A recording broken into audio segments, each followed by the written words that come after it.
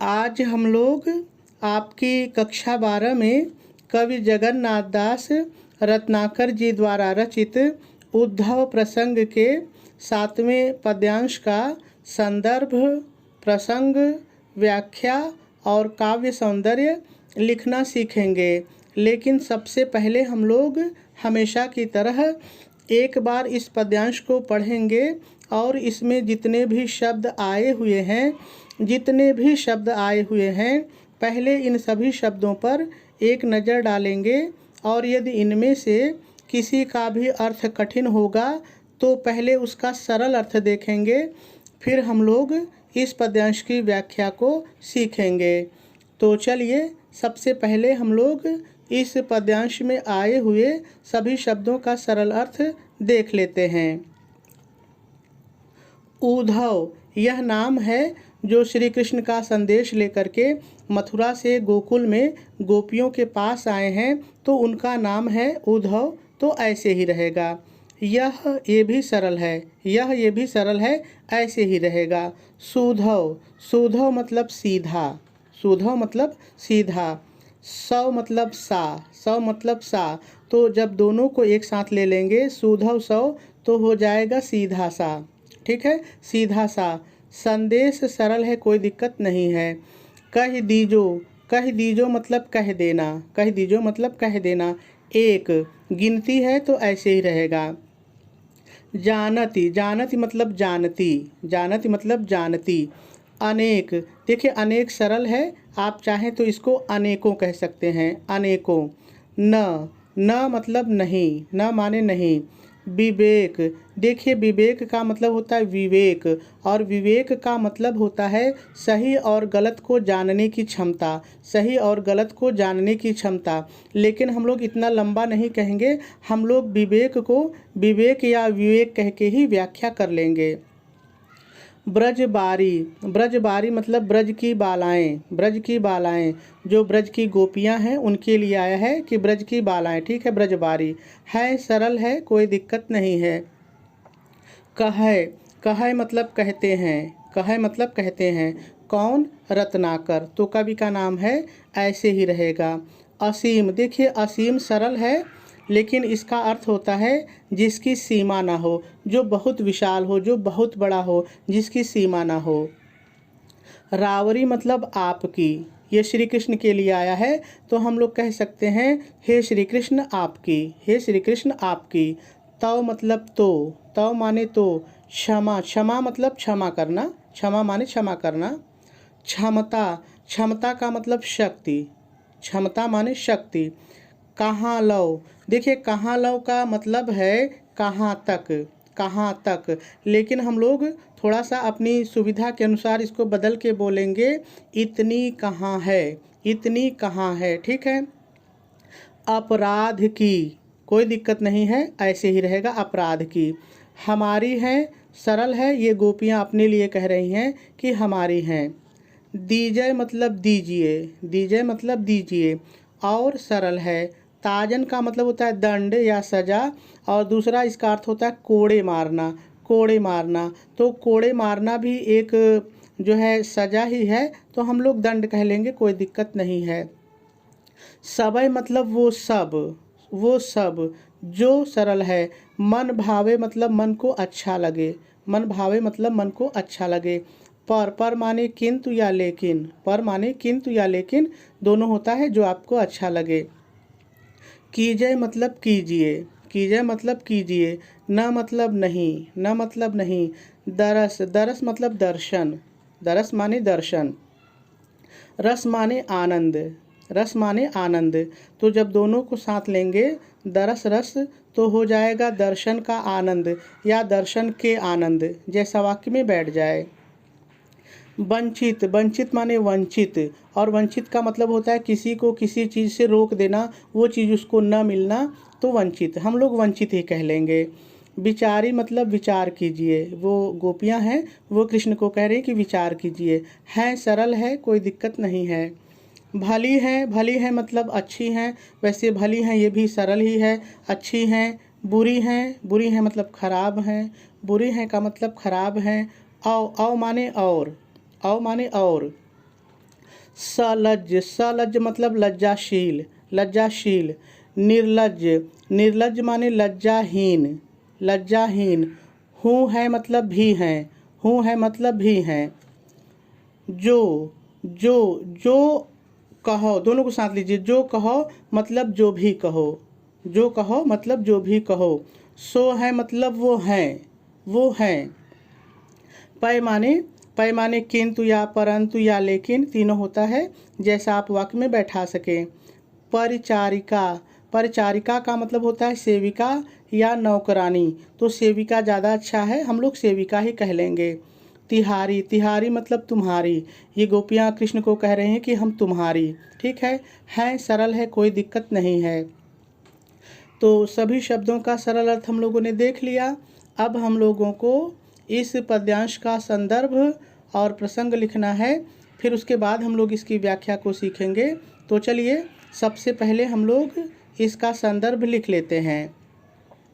आप संदर्भ हेडिंग डालेंगे, डैश डालेंगे और डैश डाल करके लिखेंगे प्रस्तुत पद्यांश हमारी पाठ्य पुस्तक हिंदी के काव्य खंड में संकलित उद्धव प्रसंग शीर्षक से उद्धृत है।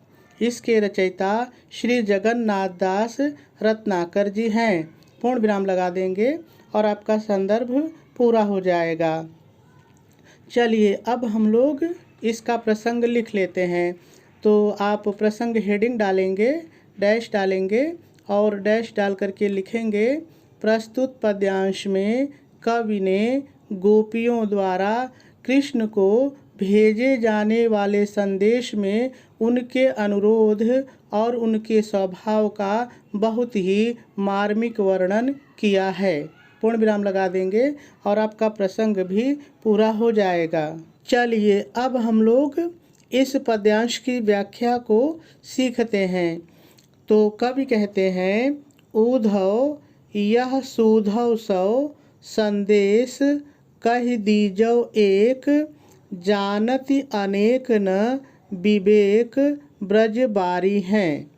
प्रस्तुत पद्यांश में गोपियाँ उद्धव से कहती हैं कि, अब आ जाइए पद्यांश पर, कहती हैं कि हे उद्धव, आप हमारा यह एक सीधा सा, सुधव सौ सीधा सा संदेश हमारे श्री कृष्ण से कह देना, कह दीजो, कह देना कि हम ब्रज की बालाएं, ब्रज बारी ब्रज की बालाएं, तो हम लोग कहेंगे कि हम ब्रज की बालाएं अनेकों, अनेक अनेकों छल और कपट की बातें नहीं जानती हैं, क्योंकि हमारे पास इतना विवेक नहीं है। और पूर्ण विराम लगा देंगे।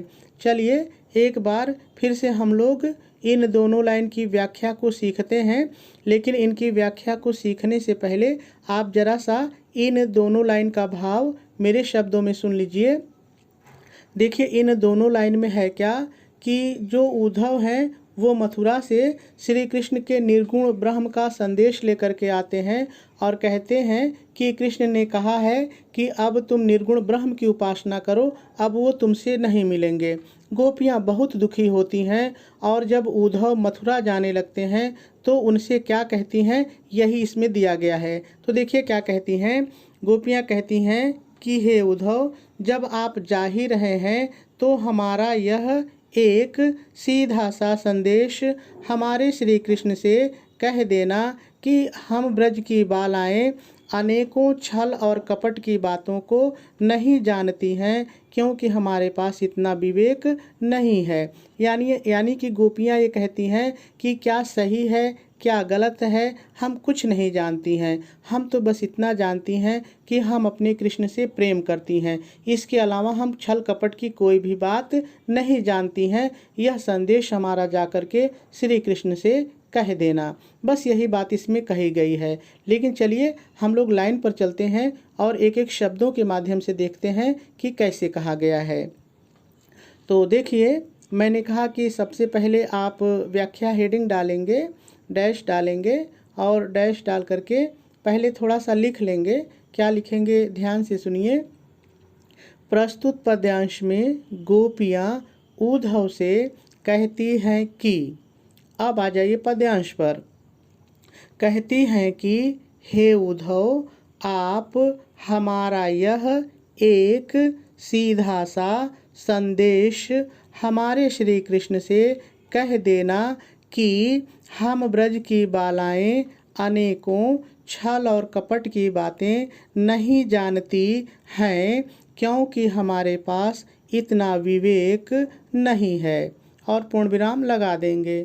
चलिए आगे देखते हैं। कह रत्नाकर असीम रावरी तो क्षमा, क्षमता कहाँ लो अपराध की हमारी है। बहुत ही सरल लाइन है, कवि का नाम आ गया है, तो चलिए यहीं से शुरू करते हैं तो हो जाएगा। आगे कवि रत्नाकर जी कहते हैं कि गोपियाँ कहती हैं कि हे कृष्ण आपकी, रावरी आपकी, हे कृष्ण आपकी क्षमा करने की शक्ति तो असीम है, हमारी अपराध करने की शक्ति इतनी कहाँ है, कहाँ लो, इतनी कहाँ है। और पूर्ण विराम लगा देंगे। चलिए एक बार फिर से इन दोनों लाइन की व्याख्या को सीखते हैं, लेकिन पहले इन दोनों लाइन का भाव मेरे शब्दों में ज़रा सा सुन लीजिए। देखिए इन दो लाइन में जो गोपियां हैं वो ये कह रही हैं कि हे श्री कृष्ण, आपकी जो क्षमा करने की शक्ति है वह तो असीम है, हमारी इतनी अपराध करने की क्षमता नहीं है। यानी कहने का मतलब यह है कि गोपियां ये कह रही हैं कि हम चाहे जितना बड़ा अपराध कर लें, हमारे अंदर जितनी क्षमता है उतना बड़ा अपराध कर लें, लेकिन उससे भी अधिक शक्ति, उससे भी अधिक क्षमता हमारे श्री कृष्ण में हमको माफ़ करने की है, हमको क्षमा करने की है। ये अटूट विश्वास होता है। तो चलिए हम लोग लाइन पर चलते हैं और एक बार फिर से देखते हैं। तो हम लोग कहेंगे, आगे कवि रत्नाकर जी कहते हैं कि गोपियाँ कहती हैं कि हे श्री कृष्ण आपकी क्षमा करने की शक्ति तो असीम है, हमारी अपराध करने की क्षमता इतनी कहाँ है। और पूर्ण विराम लगा देंगे। चलिए आगे देखते हैं। दीजय और ताजन सबय जो मन भावय, पर कीजय न दरस रस वंचित विचारी हैं। बहुत ही प्यारी लाइन है, देखिए जरा सा। आगे गोपियाँ कहती हैं कि हे कृष्ण हम लोग निर्दोष हैं, हम लोग पूरी तरह से निरपराध हैं, हमारा कोई भी अपराध नहीं है। फिर भी क्या कहती हैं कि लेकिन फिर भी हे श्री कृष्ण वह सब जो आपके मन को अच्छा लगे वह सारी सज़ा, ताजन सज़ा, वह सारी सज़ा और हमको दीजिए, लेकिन हमको अपने दर्शन के आनंद से वंचित मत कीजिए। हमारी इन बातों पर जरा सा आप विचार कीजिए, क्योंकि हम आपके दर्शन के बिना जी नहीं सकती हैं। बस यही बात इसमें कही जा रही है। चलिए एक बार फिर से हम लोग दोनों लाइन की व्याख्या को देखते हैं, लेकिन पहले दोनों लाइन का भाव आप मेरे शब्दों में ज़रा सा समझ लीजिए।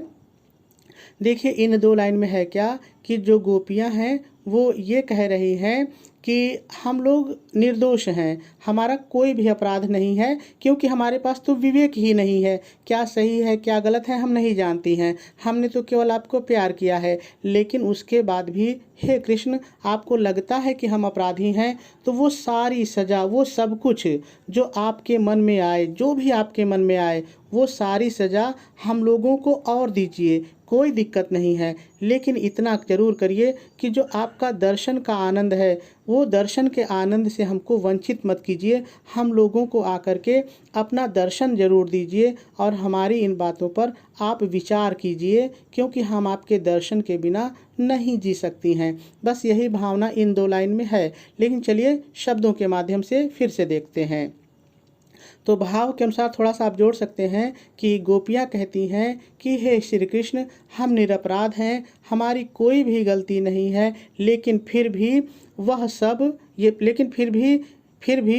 सब जो आपके मन को अच्छा लगे वह सारी सज़ा हम लोगों को और दीजिए, किंतु किंतु हमें अपने दर्शन के आनंद से वंचित मत कीजिए। हमारी इन बातों पर विचार कीजिए, क्योंकि हम आपके दर्शन के बिना जी नहीं सकती हैं। और पूर्ण विराम लगा देंगे। चलिए आगे देखते हैं। भली हैं, बुरी हैं, असलज निर्लज्ज हूँ है, जो कहो सो हैं, पय परिचारिका तिहारी हैं। अपने आराध्य के प्रति यह समर्पण आपको कहीं और देखने के लिए नहीं मिलेगा। कितनी अटूट श्रद्धा है, देखिए जरा सा समझिए, कितनी प्यारी लाइन है। गोपियाँ क्या कहती हैं? गोपियाँ कृष्ण से कहती हैं कि हे कृष्ण, हम अच्छी हैं, बुरी हैं, और हम लज्जाशील हैं, और हम निर्लज्ज भी हैं, निर्लज्ज भी हैं। जो भी कुछ कहोगे वो सब कुछ हम हैं, सो हैं, हम वो सब कुछ हैं। किंतु किंतु कुछ भी हो, हम आपकी तिहारी मतलब हम आपकी सेविका हैं। ठीक है, चलिए एक बार फिर से इन 2 लाइन की व्याख्या को सीखते हैं, लेकिन इनका भाव समझिए जरा सा कितना प्यारा है। देखिए इन 2 लाइन में गोपियाँ ये कहती हैं कि हे कृष्ण, हम चाहे भली हों चाहे बुरी हों, हमारे पास लाज शर्म हो और चाहे न हो, यानी हम चाहे लज्जाशील हों चाहे निर्लज्ज भी हों, जो कुछ आप कहेंगे हम सब कुछ हैं।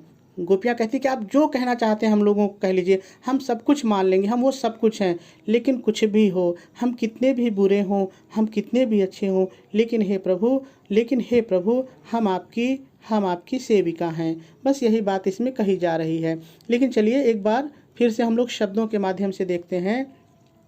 तो गोपियाँ श्री कृष्ण से कहती हैं कि हम अच्छी हैं, कामा बुरी हैं, और लज्जाशील तथा निर्लज्ज भी हैं, भी हैं, निर्लज्ज भी हैं। आप जो कुछ कहोगे वो सब हम हैं, लेकिन कुछ भी हो, हम आपकी सेविका हैं। और पूर्ण विराम लगा देंगे और आपकी व्याख्या पूरी हो जाएगी। चलिए अब हम लोग इसका थोड़ा सा काव्य सौंदर्य देख लेते हैं। देखिए, यदि हम लोग इस पद्यांश में रस की बात करें तो इसमें श्रृंगार रस है। यदि छंद की बात करें तो यह मनहरण सवैया छंद है, ठीक है। यदि अलंकार की बात करें तो इसमें अनुप्रास अलंकार है। आप ढूंढ लीजिएगा, मैंने कई पद्यांश में आपको अनुप्रास अलंकार पहचानना सिखाया है, तो देख लीजिएगा। भाषा इस पद्यांश की ब्रज है, शैली इसकी मुक्तक है, गुण इसमें माधुर्य है। और यदि शब्द शक्ति देखी जाए तो शब्द शक्ति इसमें अभिधा और लक्षणा दोनों है।